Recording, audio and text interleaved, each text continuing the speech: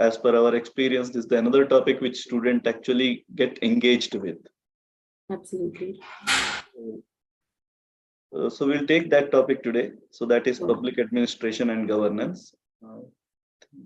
Can you see the screen? Is the screen visible? Yes, sir. Okay. So first thing which we'll be seeing is about Rajadharma. I'm directly entering. It's not direct enter, but it's like introduction to what we are going to discuss ahead. So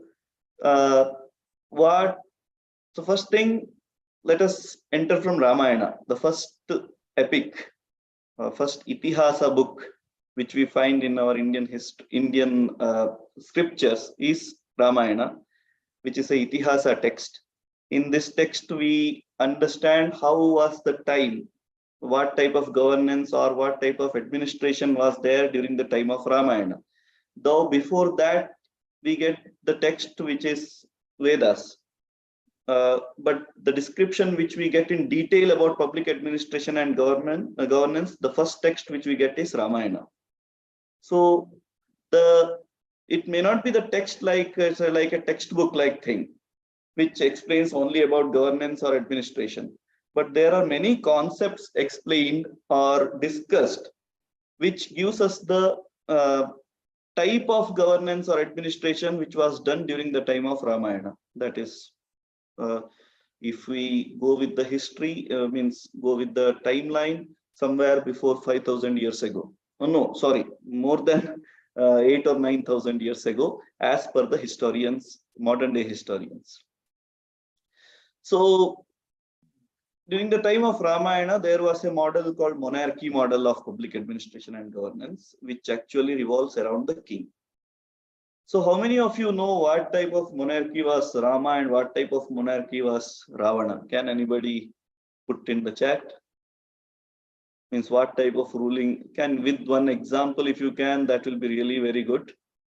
If not, at least you can tell me what type of the monarchy system was followed by Rama or Dasharatha, and what type of monarchy system was followed by Ravana. If someone who has studied Ramayana, they can really answer this question.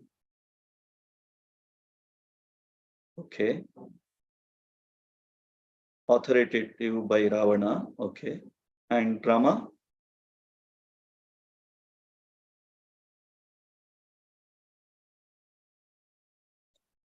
Okay, so let me take this.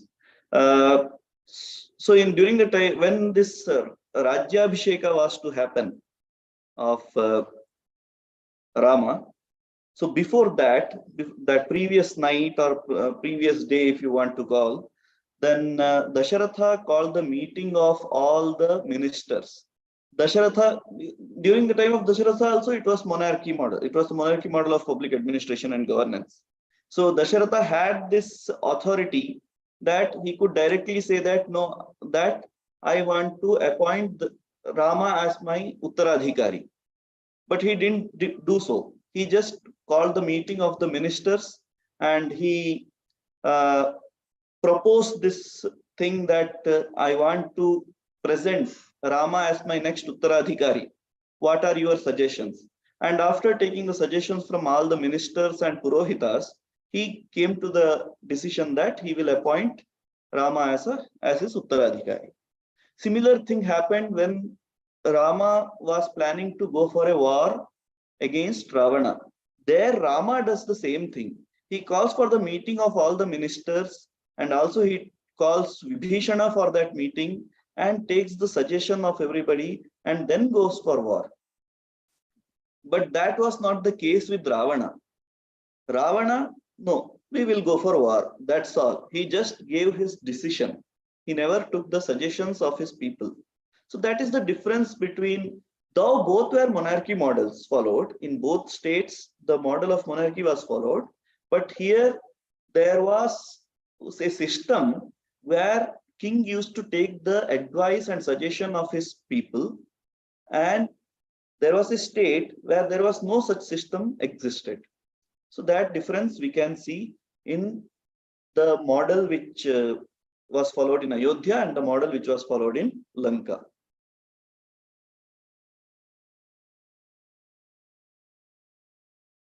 So prosperity of the kingdom, what all exists in this model? So we see prosperity of the kingdom, the safety and security of the citizens, and the vulnerability of the kingdom in the eyes of neighbors, that is foreign policy, means how neighbors see us and how we should see our neighbors, neighbor countries, are all critically dependent on how the king conducts himself. So these all things which we see above, safety and security of the citizens, vulnerability of the kingdom, everything depends upon how king conducts himself, how king sees himself for his people. So those things we'll be discussing later. Gradually, when we move ahead, there are a lot of things which we'll be discussing. In that, one point will be the training of the king, how king should train himself. Then there are some key attributes required for a king, like do's and don'ts, which king should follow. And all these things are discussed in the Kachit Sarga. It's a book to means in the Ayodhya Kanda of Ramayana, that is book 2 of Ramayana, in 100th chapter, there is a chapter called Kachit Sarga. Kachit means hope. Hope means hope you are doing so, hope you have conducted this, hope you are taking care of the subjects, hope you are applying the taxes, hope you are taking care of your army, hope you are taking care of the wages of the people. So this word hope, hope, hope, which I am saying, that is actually in Sanskrit, this is Kachit. Okay, so in that Sarga, in that chapter of Ramayana, the whole chapter you will see there Kachit Varg is repeated again and again. That's why that Sarga, that chapter of Ramayana is called Kachit Sarga. Okay, so in that chapter, whatever topics we have discussed till now, means about the information, whatever we have discussed, like how a king should conduct himself, what are the do's and don'ts of the king. These all things we find in this chapter. Okay, and there are many good discussion happening between 65 to 70. We find some valuable information pertaining the above issues. Not only that, not only do's and don'ts we find between 65 to 70. But in whole chapter, if we see whole of the chapter, we find everything which we discussed above.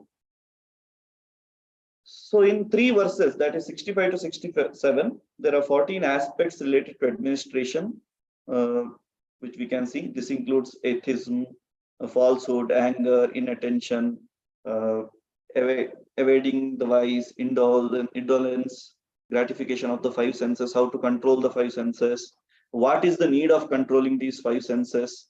These all things are discussed in this chapter called Kachit Sarga book, that is in Ayodhya Kanda 100. What happens in this? Let me put a small brief background about this chapter.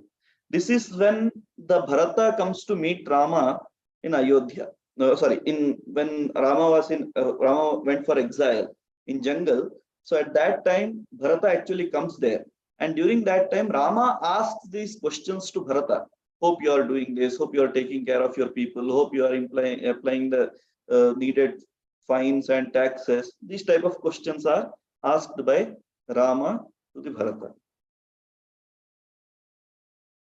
Then there is a discussion about, in Ramayana, there is a discussion about 7 limbs of kingdom. Those 7 limbs we will be taking later.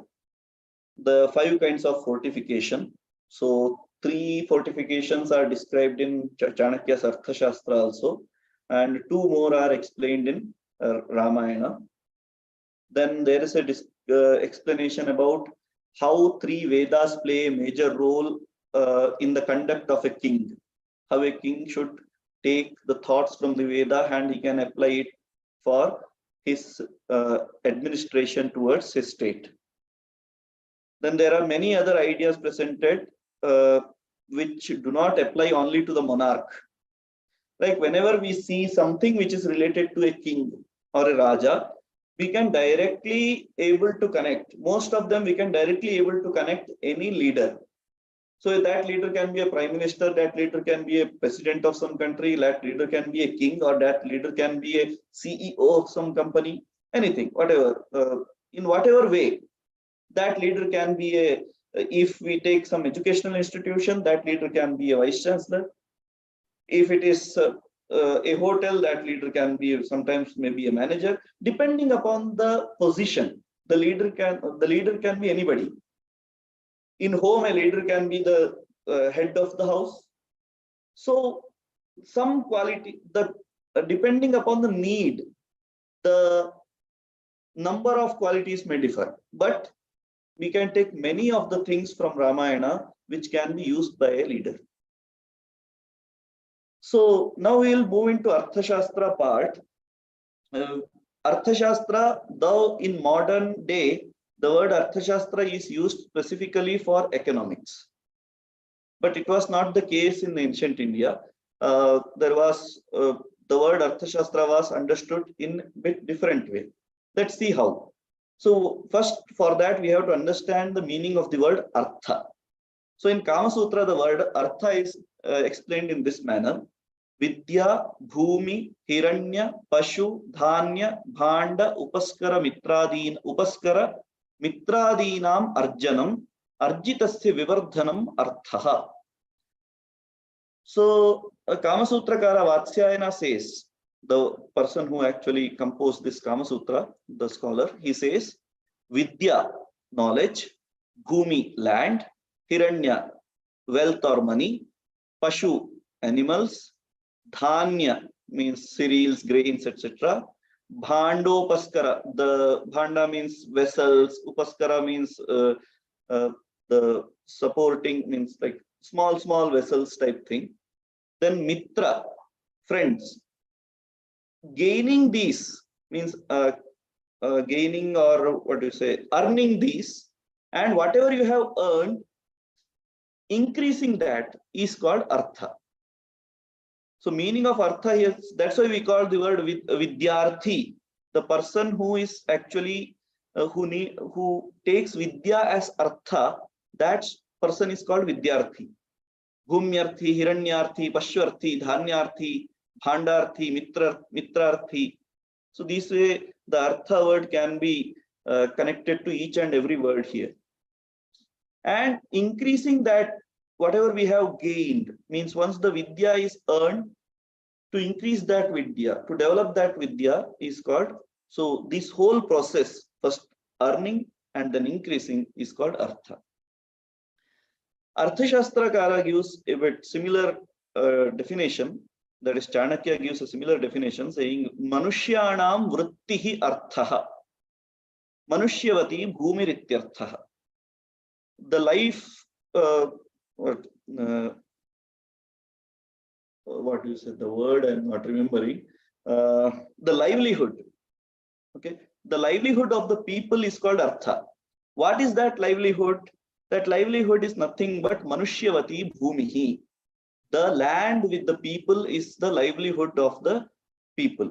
Okay, so earning such land and protecting that land is called Arthashastra, and the Shastra which deals with that is called Arthashastra. Artha is nothing but Bhumi. The land is called Artha. According to Arthashastrakara Chanakya, the land with the people is called Artha, and earning that land, gaining that land, and protecting that land, the Shastra, the science which actually discusses about these things is called Arthashastra, according to Chanakya. The Artha has a wider scope, as I have mentioned. Artha is not only money, or not about only discussing about wealth, but it also discusses about Artha as a means of satisfying all the materialistic requirements. The acquisition and protection of the earth are important. So this is the definition which I have already given. The source of livelihood is linked to the manner of society, is available meaningfully and sustainably, consume the material riches that earth provides. So whatever I have explained with this Manushyanam Vrittirartha Manushyavati Bhumi, that is put in this sentence. So Artha relates to the means of ensuring well-being of the society in general. Okay, in general, if we see what does Artha means, it's about well-being of the society. So for well-being of the society, one must have the land.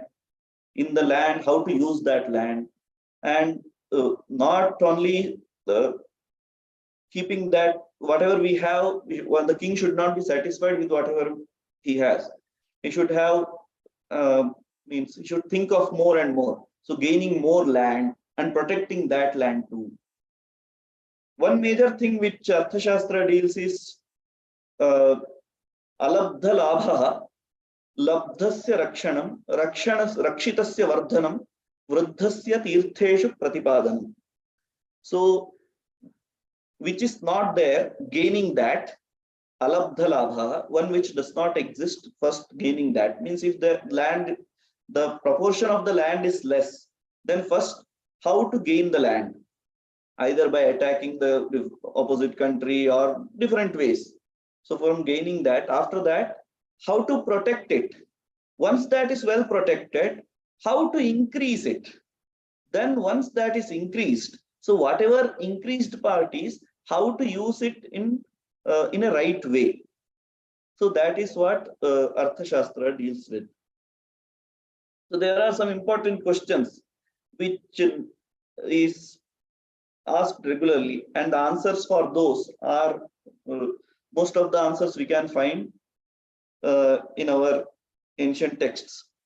I don't say we have been always say, because whenever we speak about IKS, Indian Knowledge System, this we make clear to everybody that there is one WhatsApp university education which is going on, where it is explained that Indian knowledge has answer for all the question of the society, which is a myth actually. We don't have answer for all the questions. There is a possibility that most of the societal questions may have been answered in different manners, but all the questions are answered. This is just a wrong statement which is being spread by the people just to make to satisfy their own ego thing or what, I don't know, but this is there. So some important questions which are asked are: how does society organize itself in such a manner that earthly resources are properly administered to meet the needs of the society and the individuals? How should we establish methods of controlling the consumption of earthly resources? What are appropriate governance mechanisms that we need in place to ensure this will be a sustainable process? So these three questions are mostly asked when discussed about the concept called Artha. Now let us discuss what is Raja Dharma, because now here Artha you have understood. Now we will understand what is Raja Dharma. Then everything we will start connecting. Okay. So Raja Dharma is something which provides detailed guidelines and instructions for governance and public administration. So there are many texts related to Raja Dharma. It starts from Manu. So we'll see the history when we'll see the history of Arthashastra. So let me put what is Arthashastra again. Arthashastra is a text, is a Shastra which deals with politics, then it deals with economics, and it deals with social sciences. It totally overall, but we will be focusing on governance and public administration here because it's a part of Arthashastra. So or you can say whatever I have told, the three concepts, they all come under governance and public administration. Now the first text which came about Raja Dharma, which existed, it is believed to be started from the time of Manu. Though in Vedas there are some aspects which are discussed, like if we take Atharva Veda, Atharva Veda is also called as there is one Raja Shastra. This Raja Veda, something is there. There is one specific name for Atharva Veda, which actually speaks that Atharva Veda is meant for Rajya Shastra. That's why it is said that Arthashastra is a Upaveda for Atharva Veda. Okay. So as I said, there are many texts which deals with governance and public administration. It starts from Manusmriti, and whatever Smritis we see, most of the Smritis deals with the aspect, the concept called governance and public administration. Then we have many Dharma Shastra texts, but those Dharma Shastra texts, it is mostly connected to the societal people and not to the king. And there are many texts like Ramayana, Mahabharata, like Itihasa texts. Then we have texts like some sutra texts, like Brihaspati Sutra. This type of some sutra texts are there which deals with governance and public administration. Then there are some texts like Hitopadesha and Panchatantra. These are through stories, the governance and public administration is taught to the kings. So these are different types of texts which we get. So those are all texts. Combinedly, if we put together, we can say that those are the texts for Rajadharma. So these Rajadharma text defines a structure to the institution ruling a state and the powers and duties of the king. So I'll take this just for general understanding now. Detail we'll take later. Okay. The responsibility of the citizens to contribute to the state, which the king can use to provide security and welfare for the citizens and to protect the state for external aggression. So these type of concepts are discussed in Rajadharma part. In ancient time, the king was viewed as the representative of God. Okay, he was required to be the custodian of dharma and act in accordance with the principles of dharma. So what duties the king had was every varna and every ashrama. Varna, Brahmana, Kshatriya, Vaishya, and Shudra. These were varnas.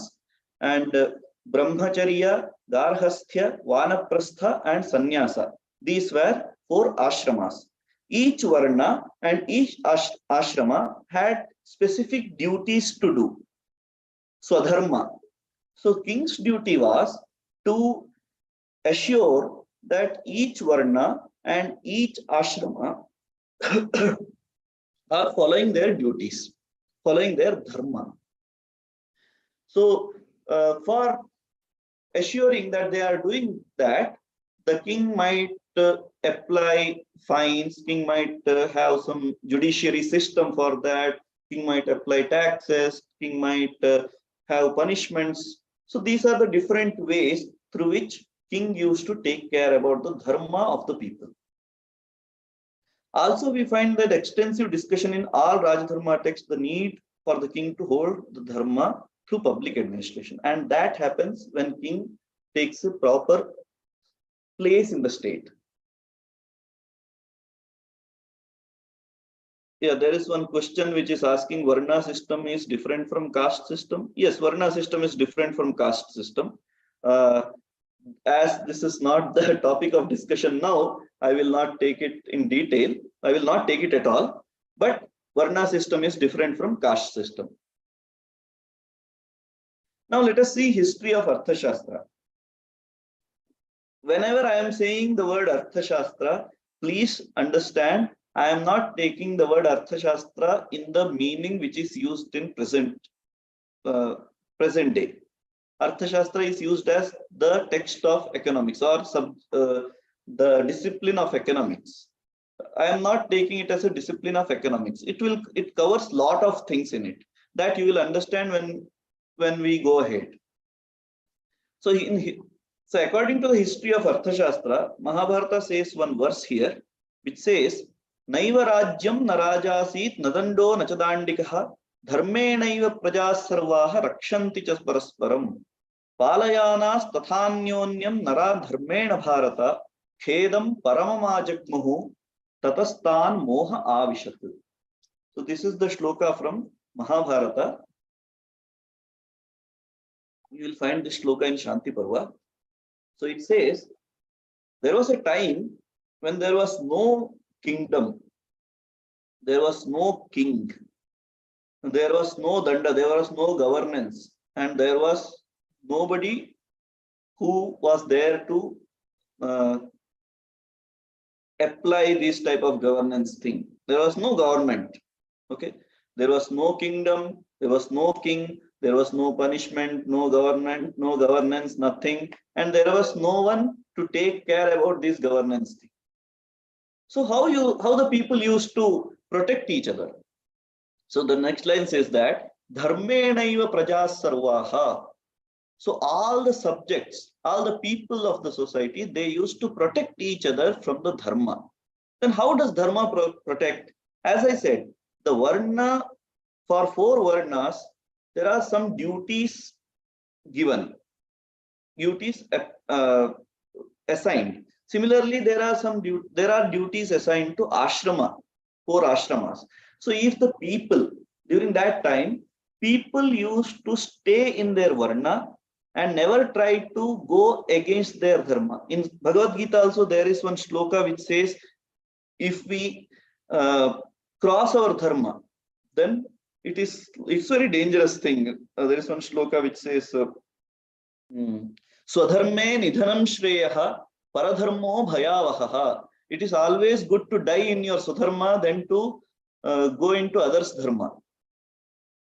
Poke your nose into others' dharma. That word I would like to put here. So it says, Dharmenaiva prajaha sarvaha rakshanti cha parasparam. So people used to protect each other by not entering into others' dharma. They used to do their own dharma, their own duties, without disturbing others.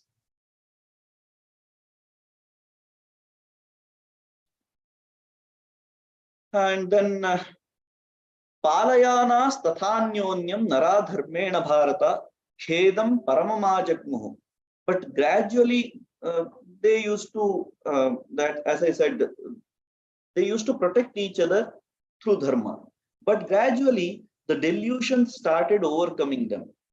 The khedam paramamajagmuhu tatastan moha avishat. Gradually the delusion started overcoming them. They started feeling the minus. This is mine. I want this. These type of feeling started overcoming them. Because of which what happened? Matsya vibhutaha prajaha. So Matsya means the maxim of big fish eating a small fish.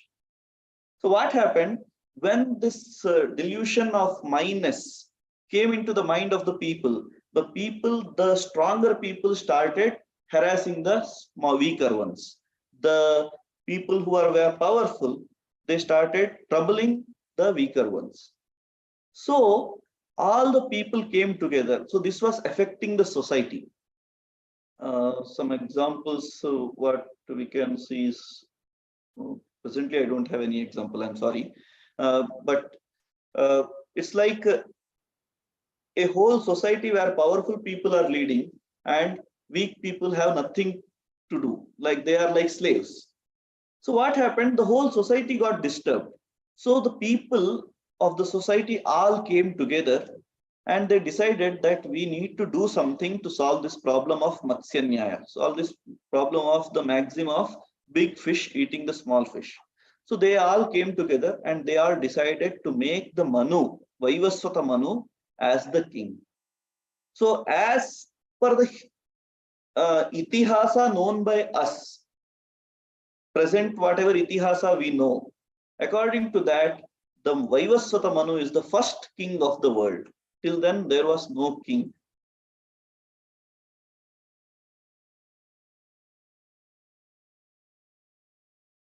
So this is where the history of Arthashastra actually started.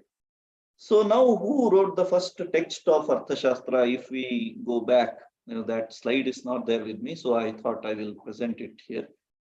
So Brahma is believed to be the first person who came up with a text, who actually composed a huge text with 1 lakh chapters in it. 1 lakh chapters in that book. And that later Brihaspati thought that this should be huge for the people, so people cannot read. So he actually reduced it. Then Shukra reduced it. Then gradually, then after Brahma, Shiva reduced it. After Shiva, the Indra reduced it. After Indra, Brihaspati reduced it. After Brihaspati, Shukracharya reduced it. So this way, the whole Arthashastra was compressed, and it came. Whatever Arthashastra we have now is not the Arthashastra which was created by Brahman.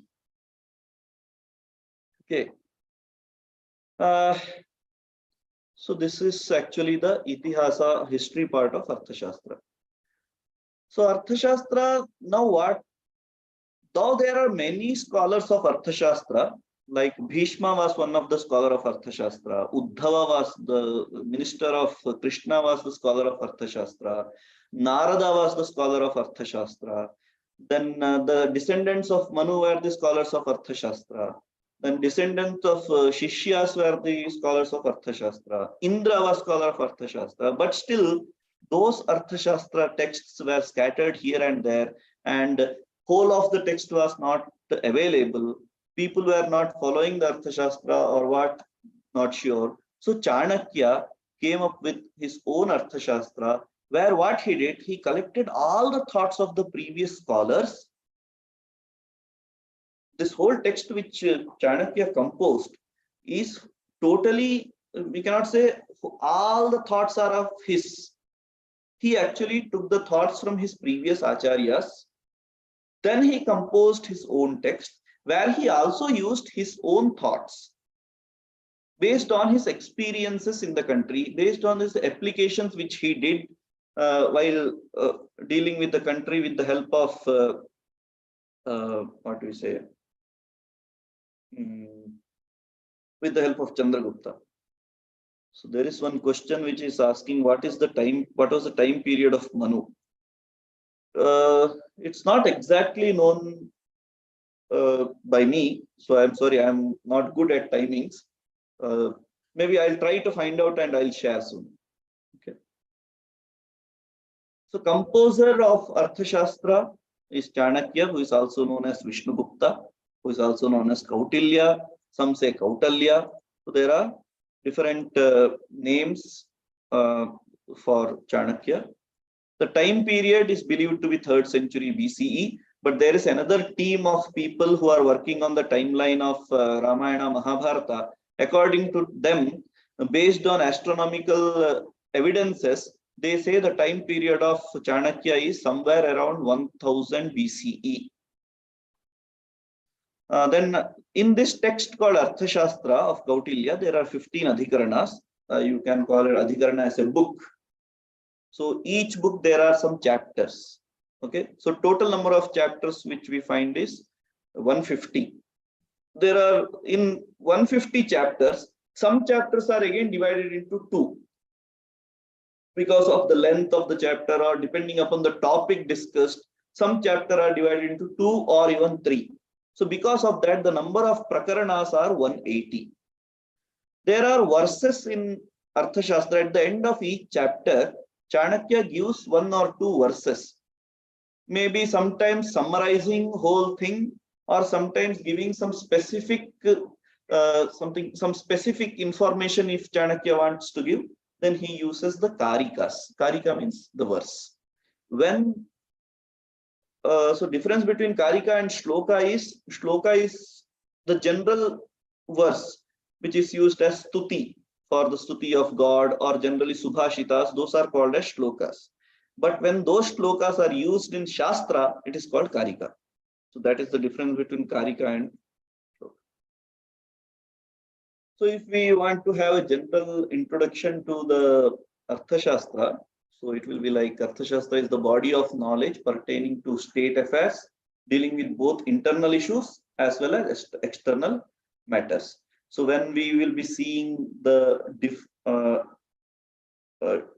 distribution of the chapters, we'll understand how Chanakya has managed to do that.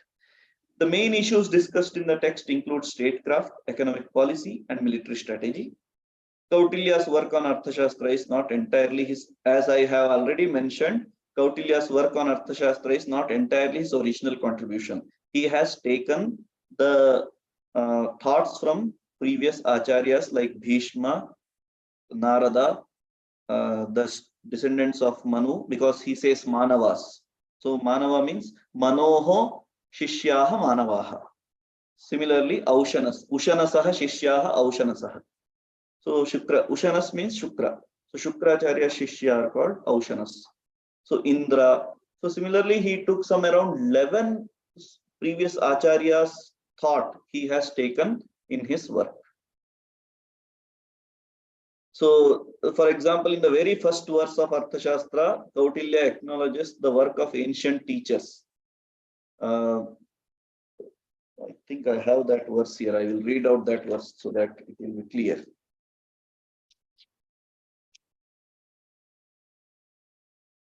See, it says, Prithivyaha labhe palane cha yavantyarthashastrani purvacharyehi. Yavanti arthashastrani, as many arthashastras purvacharyehi, previous acharyas have proposed, prasthapitani, prayashaha, by and large, tani samdhritya, having collected those, ekamidam, one, this one arthashastra, ekamidam arthashastram kritam, I have composed, is composed by me. So this is what statement he gives at the very beginning of the text called Arthashastra. Several earlier teachers like Brihaspati Ushanas are often quoted in Arthashastra at several places that we have discussed. Now we'll see how the division of Arthashastra text is done by the Kautilya. So there are three divisions based on the topics are done, based on not topic, but yeah, based on the concepts, you can say. So first 5 adhikaranas, 1 to 5 books are actually called as Tantradhikara, where there is a discussion about internal administration of the state. From 7 to 13th, it's called Avapadhikara, where there is a discussion about relationship with the neighboring states, like foreign policy, etc., are discussed from the chapter 6 to 13. I have this is wrong. It's from 6 to 13. Remaining chapter 14 and 15 are miscellaneous, where there is a discussion about methodology which is used in whole Arthashastra. Then there is like there is a chapter which deals with the different types of medicines which can be used, different types of herbs, different types of chemical preparations. So those type of things are explained in chapter number 14. And in chapter number 15, there is a discussion about what methodology the Chanakya has used. Chanakya himself gives the methodology in which this whole text is composed by him. Okay, so now we'll see each book, what discussion is happening in each of these books. In Vinayadhikarana, the first book is called Vinayadhikarana. Vinaya means not humbleness. The word Vinaya is actually Vinaya. The actual meaning of the word Vinaya is training, educating, training. So this Vinayadhikarana is actually the Adhikarana which deals with the training of a king or educating a king. So it also discusses about the requirements to be met by the ruler and the human and the institutional resources available to him in exercise of a power. It also deals with what type of education he must have, what should be his daily regimen, how he should protect himself. So what are the different teams he should create for himself. So all those things are discussed in this first chapter. In second chapter, there is a discussion about the bureaucracy. What are the different teams he must have, like cabinet. Present day we say cabinet.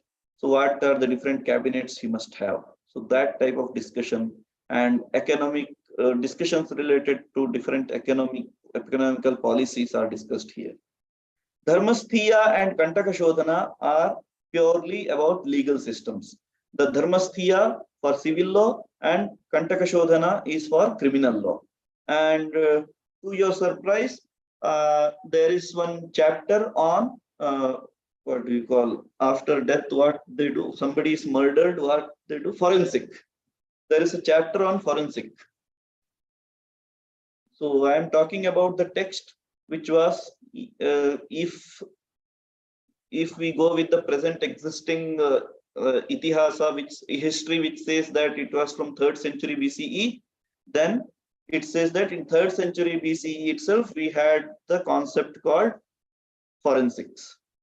When some murder happens, Ashu Mrutaka Pariksha. The chapter name of the chapter is Ashu Mrutaka Pariksha. So how the person died, the different, what are the different ways in which a person can be killed, and what are the ways to understand how this person is killed, all those details one can find in this chapter. Then there is a chapter called Yoga Vrutta, which deals with monitoring of and control of state apparatus using the intelligence service. So spies and all. There are 9 types of spies explained in Arthashastra. Then we have 7 state factors, which we'll be discussing soon. Then in 7th chapter, there's a discussion about the 6 methods of foreign policy. Here onwards, from the chapter 6 onwards till chapter 13, there is a discussion only about foreign policies and military operations. Okay. So these are those chapters: Mandala Yoni, Shadgunya, Vyasanadhikarikam, Abhiyasyat Karma, Sangramikam. So I will give 2 minutes. You can just read and reflect on these.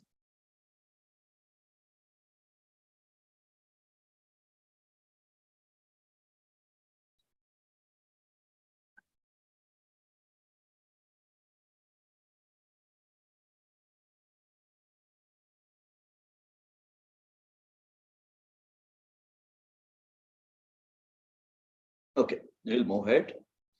Then these are remaining chapters: Sanghavritta, Abaliyasam, Durgalam Khopayam, Upanishadam, Tantra Yukti. Tantra Yukti is the chapter which deals with the methodological concepts of underlying the work.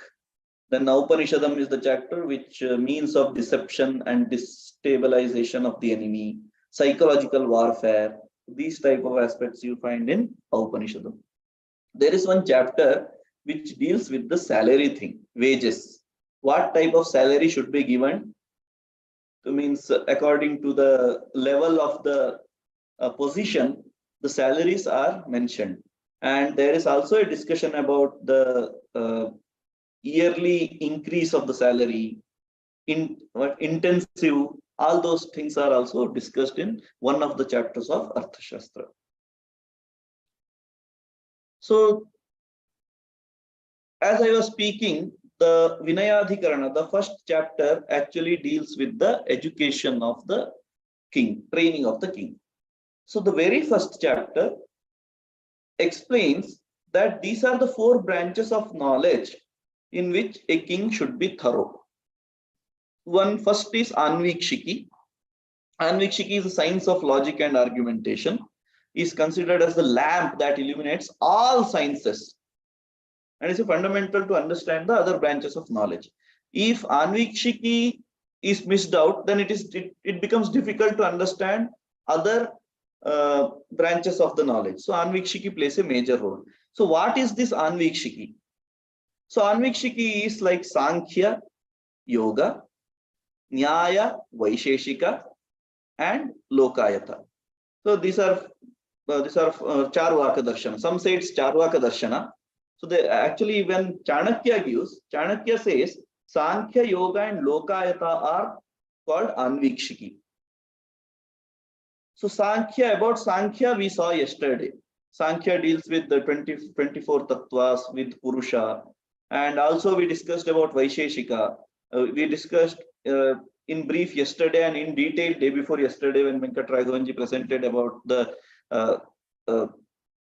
Dravya Gunakarma Samanya Vishesh Samvaya, etc. when he discussed. So Vaisheshika has more other, this is just a small brief introduction which was given, but Vaisheshika deals much more about that, Nyaya and Vaisheshika. It also deals with the logic and argumentation part.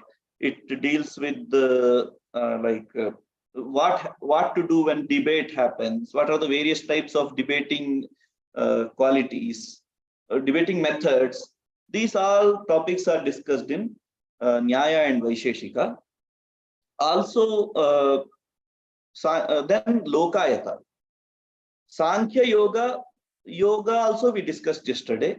Now this word Lokayata is used by Chanakya. Now there is a debate. What does Lokayata mean? Some say Lokayata means Nyaya and Vaisheshika.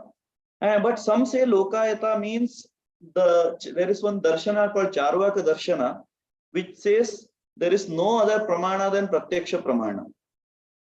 According to Charvaka Darshana, there is no world after death. So this is the only word.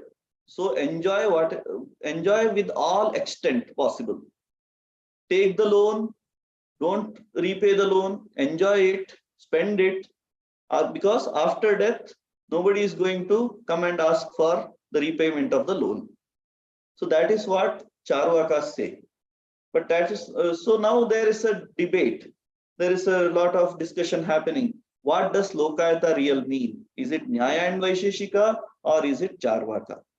But when after a lot of discussion, it is decided in the commentaries that Nyaya and Vaisheshika actually seems to be the best meaning for the word Lokayata, because it deals with logic and argumentation parts. So that's why in Anvikshiki we take Sankhya, Yoga, Nyaya and Vaisheshika. Then the second aspect which should be studied by the king is the Vedas, Trayi, because to understand what is dharma and what is adharma, what are the duties of the people and what are not the duties of the people, what is wrong, what is right, what should be done and what should not be done, all these aspects can be found only in Vedas. So the king should be thorough with Anvikshiki as well as Trayi. But that is not enough for a king. He should have the knowledge of Varta too. For a leader, Varta is important, economics. So from economics, where the gaining is possible, where loss means profit and loss is discussed, is decided through the knowledge of Varta. Then Dandaniti, Nyaya, Anyaya, justice and injustice is discussed in the part of Dandaniti. Okay, so these are the 4 branches of knowledge in which a king should be thorough with. There is one huge message. The terms Lokayata and Charvaka have historically been used to denote the philosophical system of Indian materialism.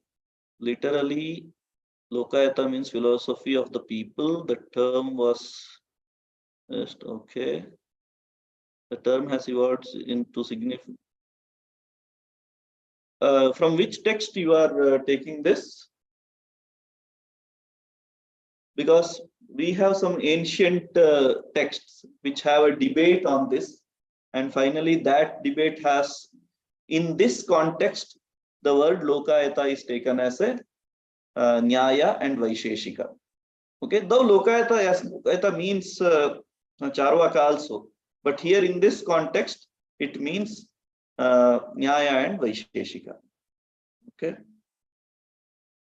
Now we have been discussing that there are 7 elements of the state.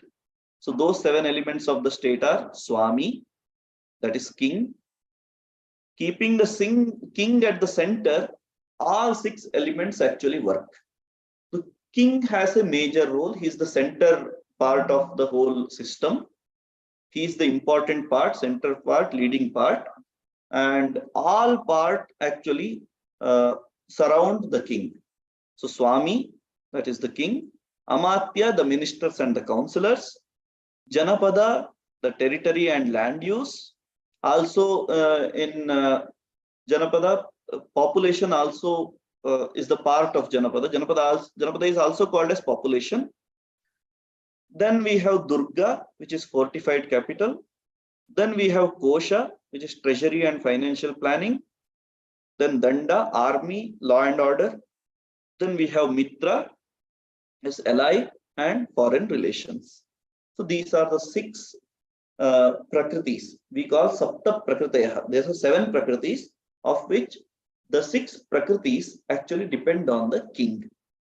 King is the center point of all these prakritis. That's why it's called Prakritaya. Swami, Amatya, Janapada, Durga, Kosha, Danda, Mitrani, Prakritaya. These are 7 in numbers. These are called 7 elements of a state. Even now, a state depends upon these 7 elements. These 7 elements is explained in Ramayana. These 7 elements are explained in Mahabharata. These 7 elements are taken by Chanakya too. And even now, without these 7 elements, the state is incomplete. So if you see in India also, we have all these 7 elements. So what are these elements? What are the duties of these elements? The king. King is the one who rules the territory or the protector of the subjects. So these things are not only for a kingdom, even for any institution or any company also this can be used. How we will, I think Mahadevanji has showed that day. That slide we will see again. Okay.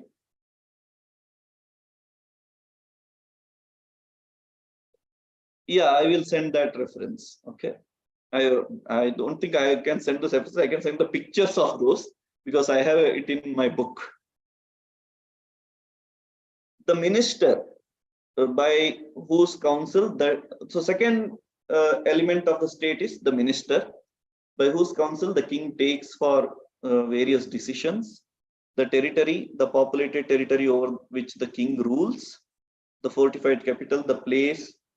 I think this you can read it down. Then detail we'll see in next slides. So I again take 1 or 2 minutes, read this. If you want, just note down all the 7 because these 7 are very important in any means even if you are teaching your management classes, you can use these 7. Or if you are teaching anything which is related to any company or any institution, you can take all these 7 and try to connect it, show the relevance of these things in your area.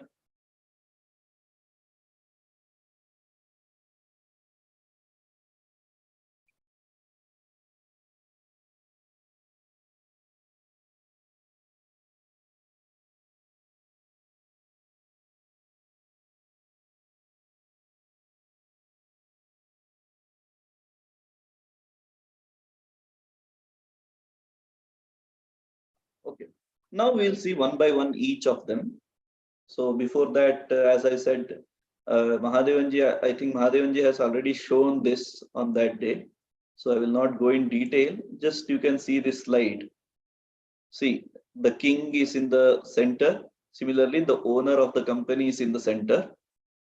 Then here we have minister, Amatya. So here key personnel like board, CXOs, consultants. So these people are here.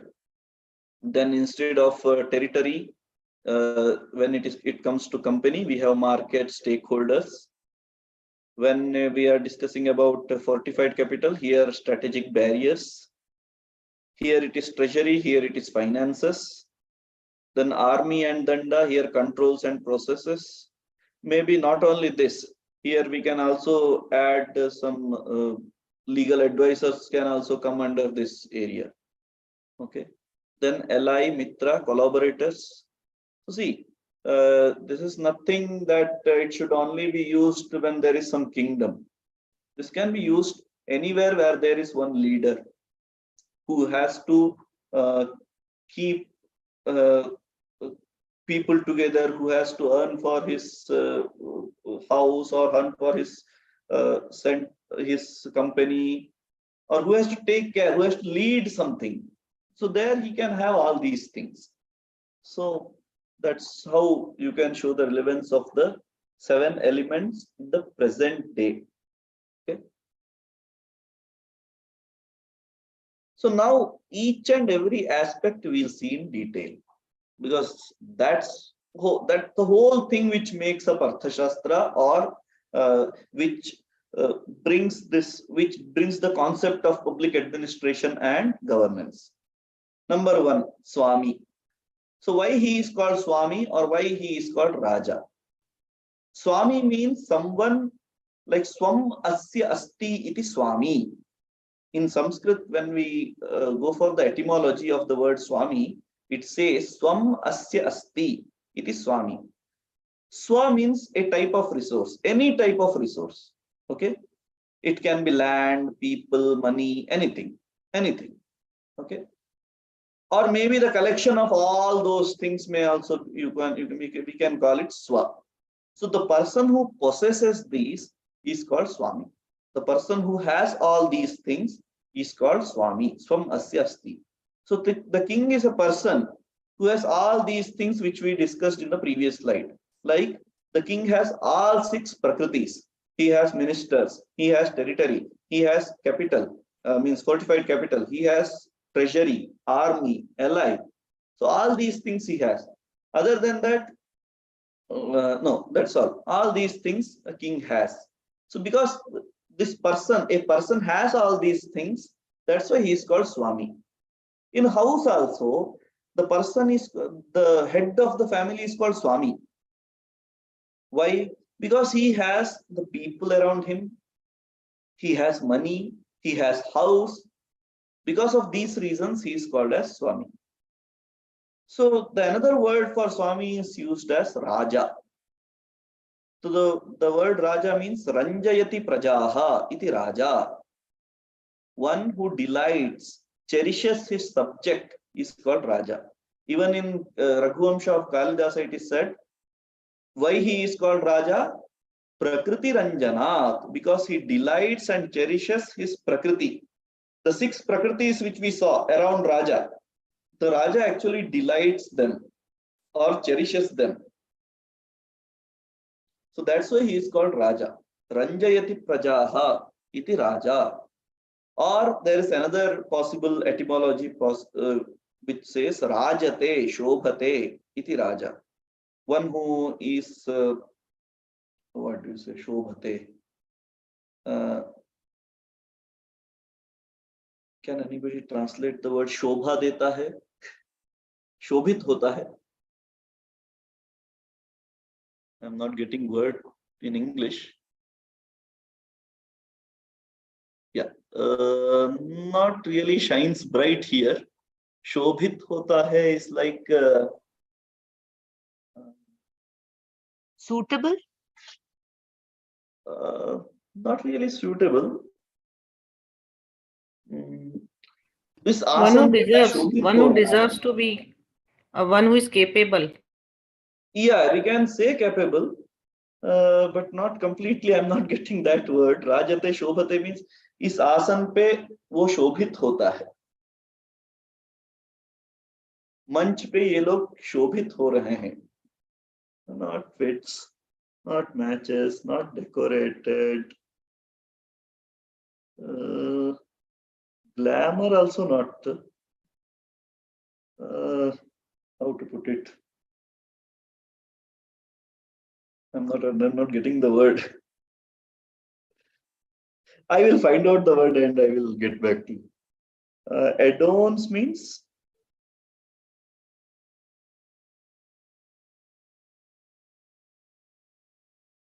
adorns. I got one word which is adorns.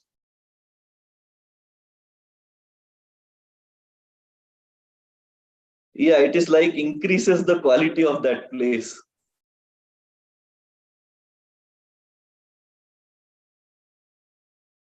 Can somebody help Raghavanji to use his mic? Sir, he can unmute himself. Raghavanji, you can unmute yourself and enlighten us with the exact word that we are looking for. No, I think the meaning which she gave, Mary Ray gave, increases the quality of the place. That seems somewhat near, very near to it. So I think we can take that.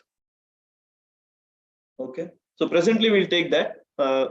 Anyway, the meaning is very clear. The person who has, who actually delights, cherishes his subject, make his subjects do their own dharma. Okay. So these are some things which a king should do. King is like a supreme authority of the state. And all the prakritis were guided and molded. The seven limbs which are the prakriti, six prakritis which we were discussing, are guided and molded by the Swami. Okay. King should, this we have seen, king should study Anvik, Shiki, Trai, Varta, Dandaniti and all. King must be Indriya Jayi. He must have control over his senses. Okay, that is the important thing. It's not only for the king. The Indriya Jayi is important for all the human beings. Okay, that is the only thing which human being have control over. So human being can control that. Unless it is controlled, whatever is done is like incomplete thing.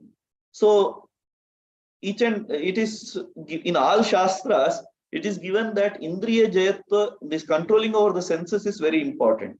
So for king also it's very important. For leader it's important. So what happens when a king or a leader is not have control in his senses? So Chanakya in his Arthashastra gives many examples. What happens if he has no control over his anger, he has no control over his lust, he has no control over his foolhardiness. There are 6 different contexts he gives many examples for that. So how the ancient kings got destroyed just because they were not Indriya Jayi. And he also gives the example of different kings who actually ruled over the world for centuries, sometimes centuries or sometimes even decades, who ruled over the world just because they were Indriya Jayi. One of them was Rama. The example is Rama. Then we have example, the whole Raghukula if we take, there are many kings in Raghukula, the Kula of Manu, who were Indriya Jayis. And because of that, they ruled long in this country called India. Must be highly active in the performance of the duties. The king must be very active. So there's a word called Udyoga. So king must always do Udyoga. Udyoga means he must be always highly active. Because reason also it is given in Arthashastra, Uttishtamanam Rajanam Prajaha Uttishtante. The Prajas gets highly active when the king himself is active. If king is not active, the Praja also lose their control over themselves and they don't perform their duties. Okay. So king must do the appointment of the minister, protection of the people, to give justice. King must punish the wickeds. So finally, it is like the total overall thing about the king is Praja Sukhe Sukham Rajnyaha Prajanam tu Hite Hitam Natma Priyam Hitam Rajnyaha Prajanam tu Priyam Hitam. Praja Sukhe Sukham Rajnyaha. The happiness of the king lies in the happiness of his people. The welfare of the king lies in the welfare of his people. Prajanam tu Hite Hitam. Natma Priyam Hitam Rajnyaha. The one which king likes, there may be many things which king likes to do, but that may not be a good thing for a king. That's what he's saying. Natma Priyam Hitam Rajnyaha. Whatever is good for the king may not, whatever is liked by the king may not be good for the king. But whatever is liked by the Praja, whatever is liked by the people, is always good for a king. So Praja Sukhe Sukham Rajnyaha Prajanam tu Hite Hitam Natma Priyam Hitam Rajnyaha Prajanam tu Priyam Hitam. So this is what, and one thing which we need to understand, the Hita word does not mean everything which Praja likes should be Hita. So king should, that is also explained in further lines of Chanakya, which says that the Praja will ask for many things, but whatever is Hita, Prajanam Hita, the word Hita is used in the previous line itself. Prajanam tu Hite, whatever is good for the Praja, that should be done. Not that everything which Praja likes, if a king starts doing that, then there will be a chaos like thing. The second, there are some qualities which are expected by a king. The fifth chapter, as I remember, fifth chapter, no, sixth chapter. The sixth chapter sixth book of Arthashastra gives the list of qualities which are expected from a king. So inspirational qualities such as the nobility of the birth, piety, truthfulness. These qualities report confidence in others, make the ruler easily approachable.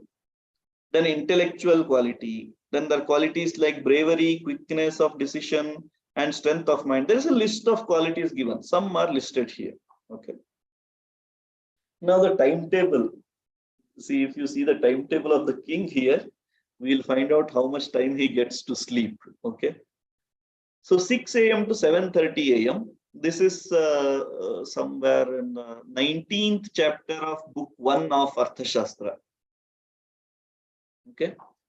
So 6 a.m. to 7:30 a.m. A king should take the review reports on defense and financial matters morning. Then morning 7:30 a.m. to 9 a.m. public audience. He must visit the people. Means he must take the he must meet the people of means public. He must meet the public. 9 a.m. to 10:30 a.m. personal course like bathing, food, swadhyaya, sandhya vandana, etc. Then from 10:30 a.m. to 12 p.m. He should receive the revenues, tributes, appoint high officials, allocate tasks. So again, I will give you 2 minutes. Take time, because each and everything, if I read, there is just reading from side. It's better you read it and you understand it by yourself. So take 2 minutes and read this whole slide.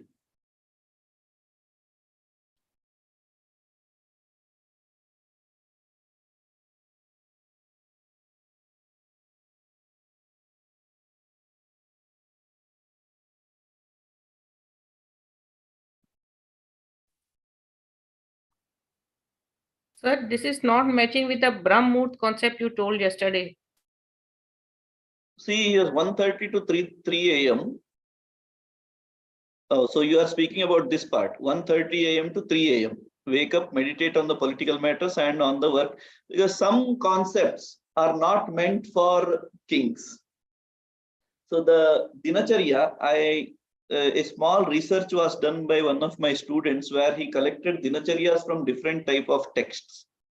So the result of that research was that some Dinacharya are not meant for a king.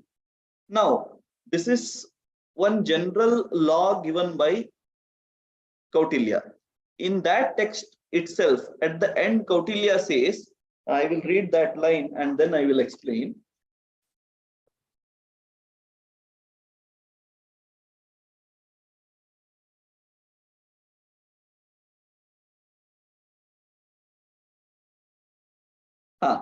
He says, Atma balanukulyena va nishaharbhagan pravibhajya karyani seveta. So that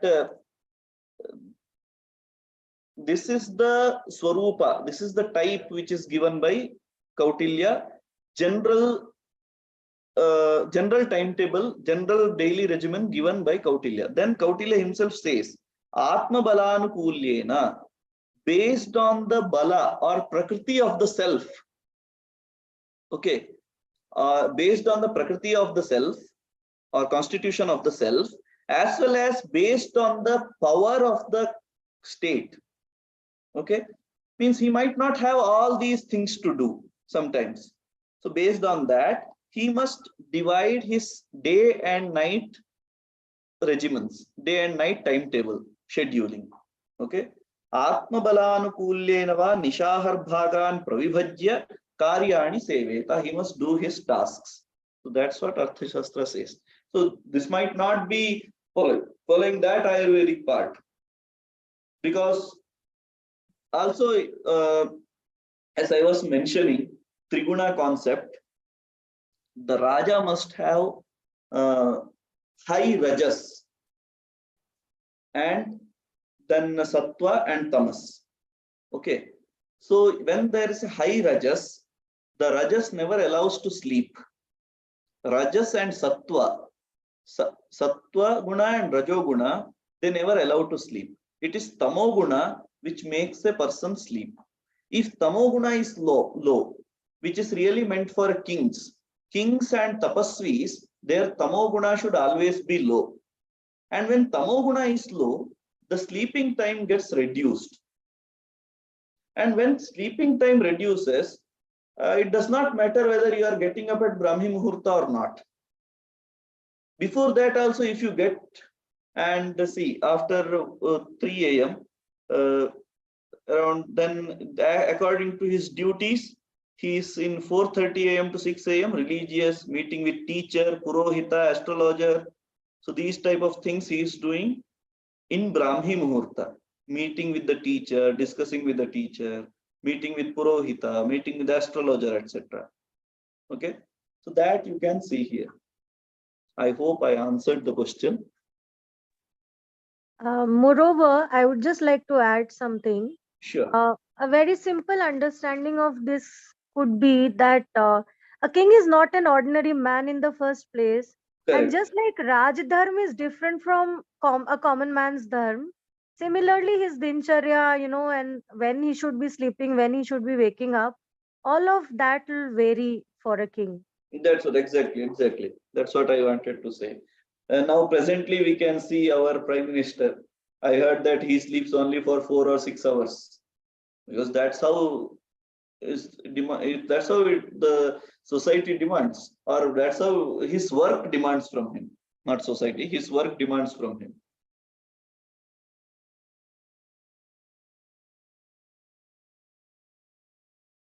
Even not only our Prime Minister, even many if we take many CEOs of the company, they also spend less time in sleeping and spend a lot of time dedicated to the work. I have seen many, even I have seen Mahadevanji himself spending less time in sleeping and working more when he was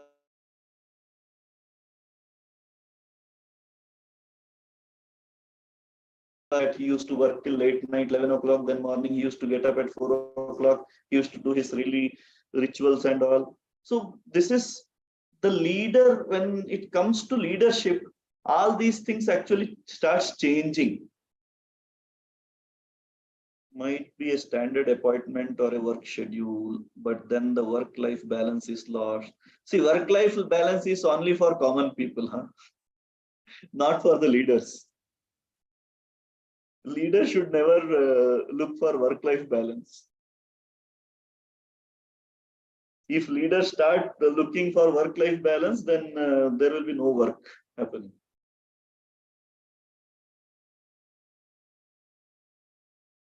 Okay, so there is some advice by the Vidura in his Vidura Niti, where he says there are some issues which should be avoided by the king. Striyoksha mrigayapanam vakparushyamcha panchamam mahaccha dandaparushyam arthadushanam evacha. The 7 issues are which should be avoided by the king are: one is woman, dice, that is gambling, hunting, drinking liquor, harshness of speech, these 5, plus great severity of punishment and misuse of the wealth of the state. These are the 7 issues which should be avoided by the king according to Vidura. Because these are some distractions which may cause effect in his work, in his way of working. So that's why Vidura says this is actually told by Vidura to Dhritarashtra. There is a time when Dhritarashtra was not getting sleep.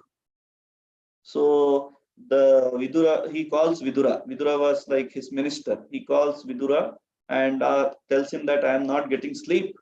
Can you please speak some good words so that I can be mentally free and then I can get sleep.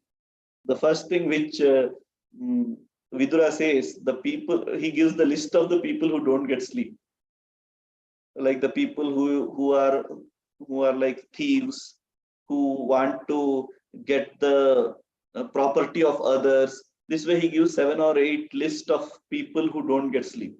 In that process of explaining the dharma, Raja Dharma type thing or niti, he gives this 6 issues which should be avoided by a king.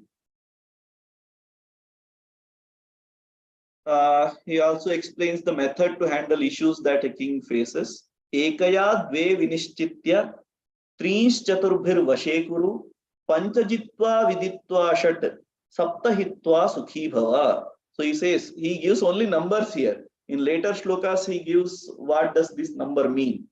So ekaya, discriminate the 2 by means of 1. So what is this discrimination of 2 by means of 1? Good and the bad, appropriate and inappropriate. There are different types of 2s. Okay. So using one intellect, one must discriminate between right and wrong, good and bad, appropriate and inappropriate. Okay. And seek to bring under control the 3 using this discrimination process of discriminating the 2 by the means of 1. He should bring under control the 3, that is friend, foe and the indifferent, using the 4 methods, that is sama, dana, danda, bheda and danda. Subjugate the 5, the 5 senses, and know the 6 expedients to be used in foreign policies, which we will be seeing later, and avoid the 7 things. Those 7 things are not, I didn't get those 7 things, but 7 things are explained. So these are, this is given by Vidura, which says one must, the king should handle the issues using this method. So Amatya, we will, I think if there are some questions which we had discussed till now, if there are some questions, we will take that. Sir, and then the remaining 6 prakritis. 1 prakriti we have seen, that is king. The remaining 6 prakritis we will see after the break. So if there are some questions, we'll take. Then so just one question here. yes. Sir, here when we are saying that the king can through 4 methods take full control of his kingdom, does this somewhere, Sam, Dam, Dan, Bhed, so does this somewhere go against the basic spiritual practices that are taught? Or are they aligned? Maybe there was some internet issue. I could not hear your question in full. Sir, I'm just wondering in the slide before this, where you mentioned Sam, Dam, Dand, Bhed. Danda Bheda. Yeah. Is there any contradiction in this from the standard spiritual practices of goodness? Is this connected to good, the spiritual practices is what my question is. It's actually Samadana Bheda Danda is how to conquer your enemies. Okay, if you take your 6 enemies like Kama, Krodha, Lobha, Moha, Mada, Matsara as your enemies, then maybe this Samadana Danda Bheda can be used there. The list of 4 in a spiritual practices, if you want to use these 4, then that's not contradicting. But how you use, that depends. Whether you want to tell your mind, you want to do sama to your mind, then you want to give some dana to your mind to control your mind. You want to put bheda to your mind. That's how. But this framework of sama, dana, bheda, danda is actually to conquer your enemies.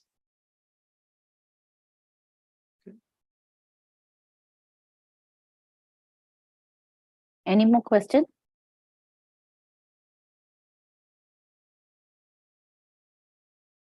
Okay, sir, we can take a break and then we'll meet at 4:15. When you asked anyone question, Rajiv ji said yes. Yes. If it's a Good. it's for Okay. question or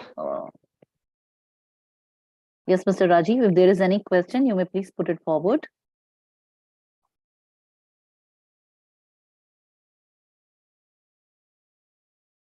I could not mark my attendance, so can the link be? Yes, ma'am. Yes, ma'am. I'll be sharing it again.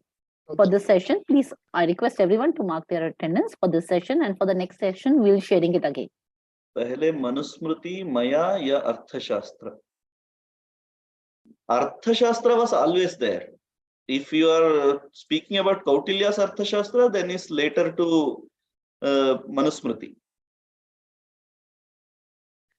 Arthashastra, Manusmriti also discuss Arthashastra, but you are speaking about the Kautilya's Arthashastra and Manusmriti, then Manusmriti came first, then Arthashastra came, because Arthashastra, in Kautilya's Arthashastra, there is a mention of the scholar called Manu. In different places, there is a mention of the scholar called Manu. So Manusmriti came before Arthashastra. Guna,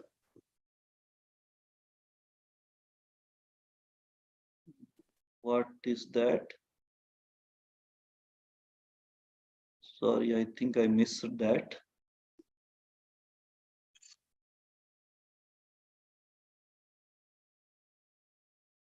One minute, I will just, yes. So he has shared again. Shared again? Okay. Yeah.